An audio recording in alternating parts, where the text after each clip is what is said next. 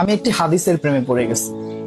হাদিসটা হচ্ছে ঠিক এমন যে যখন বান্দা একটি ঘরে কান্না শুরু করে এবং তখন আল্লাহর ফেরেশতারা বলে যে আল্লাহ তোমার এই বান্দাটা কি জন্য কষ্ট পাচ্ছে, এবং ফেরেশতারা আল্লাহর কাছে কান্নাকাটি করে বলে যে তার মনের ব্যথাকে তুমি আল্লাহ কমিয়ে দাও। তখন আল্লাহ তাআলা বলেন যে আমার বান্দা এমন কোনো কিছুর মায়া পড়েছিল বা ভালোবেসেছিল যা আমার চাইতে সে বেশি ওই জিনিসটার প্রতি ভালোবেসে ফেলেছে।